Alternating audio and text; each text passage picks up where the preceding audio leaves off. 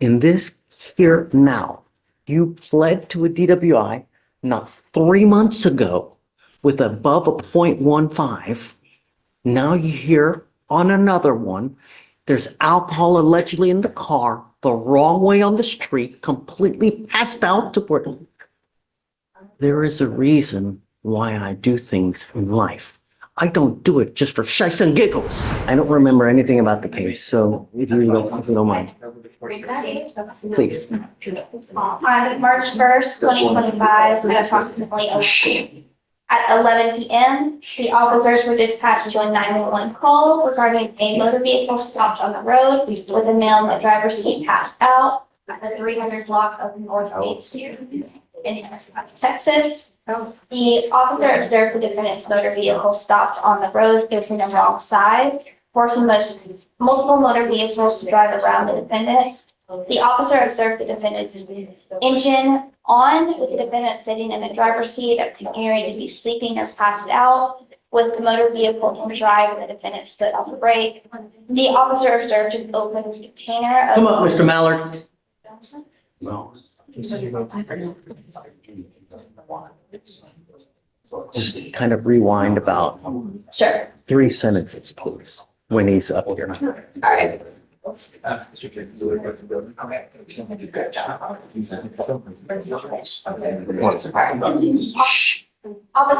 the defendant's motor vehicle stopped on the road facing the wrong side, forcing the motor Going the wrong way down the street.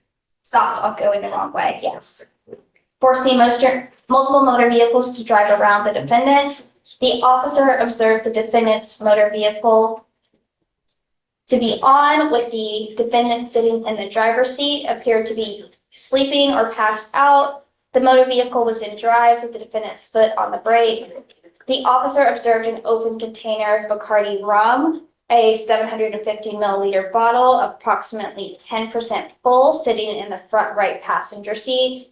The officer attempted to wake the defendant unsuccessfully, which led to the officers being forced to break the defendant's front right window to get into the motor vehicle due to the doors being locked. The officer placed the motor vehicle in the park, and the defendant was asked to step out, and he immediately fell to the ground. The officer observed slurred speech, red bloodshot eyes, a strong odor of an alcoholic beverage, and poor balance. The defendant refused SFSTs. The defendant advised that he had not consumed any alcohol beverages and wished to speak to ask for his lawyer, and was loudly repeating no comment to all questions. The defendant was read the DIC, and he refused breath, and a blood warrant was signed. The defendant was transported to HCA Southeast ER to obtain the blood, and the defendant I think I'm good. Your Honor, this gets into resisting. Oh, okay. Which I understand if you That's okay. but it is. So the officer the defendant refused to exit the vehicle, even though the officer was asked him multiple times. The officer had to physically guide the defendant out. The defendant stopped walking while walking to the emergency room with the officer, and advised that he wanted to go to the VA hospital. The officer advised the defendant that he had a search warrant, and the defendant refused to move. The officer grabbed the defendant's upper arm and again advised the defendant of the search warrant, and again he refused to move. The officer then advised the defendant that if he had to pull him inside, that he'd face additional charges. Again, the defendant refused to move. The defendant advised he wanted to go to the VA hospital and tried pulling away into the direction to the entrance of the hospital. The defendant went dead weight and laid on the ground outside and refused to move, and screaming at the top of his lungs, "Someone help me." The officers had to be assisted by hospital security and placing the defendant into a wheelchair and transport him to the hospital, and blood was drawn with the assistance of 3 officers holding the defendant down.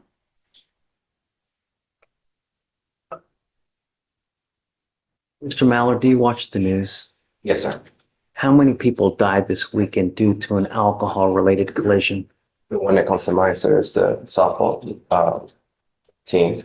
Her mom, her dad passed. Is in critical condition right now. That's the latest one that I did see, sir. There were at least 3, if not 4, different accidents this weekend where people died.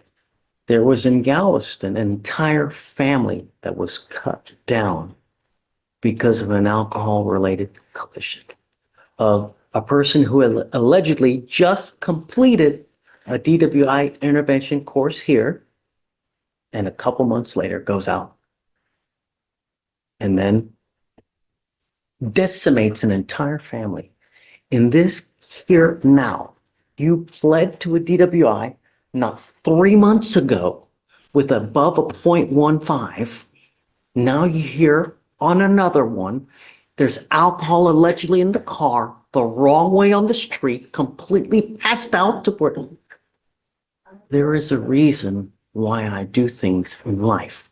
I don't do it just for shites and giggles. I want to protect my community at all cost. And I think that it is an appropriate condition to not have you near the car. Do you understand? Yes, sir. All I care about in this short life is protecting my community. And I'm going to try to do it at all costs. I understand that it may be a hardship to you, but sometimes in life, things are learned when they're faced with difficulty. And now I do not want you out in the middle of the night, and I don't want you near a car. Do you understand? Yes, sir. Perhaps in some time, because I'm not an a-hole. I try not to be, right? But it's been 2 weeks since you've picked up this DWI. I shudder to think, do you have the blood back yet? No, I did not have to get back yet. Before anything, even remotely getting near, I want to see some proactivity on your part. Yes, sir. But you coming up here and saying, woe is me, goes in one ear, goes out the other ear. I care about my community. That's what I care about. That's what matters most to me. And I'm going to protect it at all costs. Okay. You understand? Yes, sir. So I am willing to work with you on the hours if you need hours to work, but I don't want you out in the middle of the night. Do you understand? Yes, sir. Okay, thanks. Thank you, Your Honor. Please. And just to let you know, he has started attending AA meetings. He's been attending for the past couple of weeks every night, virtually. One of the facilities that offer the AA meetings, they do offer it, is it at 10? It's at 9:30. At 9:30. But his curfew would need to be extended out a little bit more, that too. You can do it at all times during the day. You can do it remotely. You can do it via Zoom. You can do it online. I don't want you out at night. It's not going to happen. Because then if I let you out at 9:30 at night, well, I need an hour to get back home. And then now it goes to 10:30. I'm not going to do it. Their AA meetings are literally all day, every day. You just have to find it. You have to be creative. That's why we have computers. That's why we have the internets to be able to help you. Yes, sir.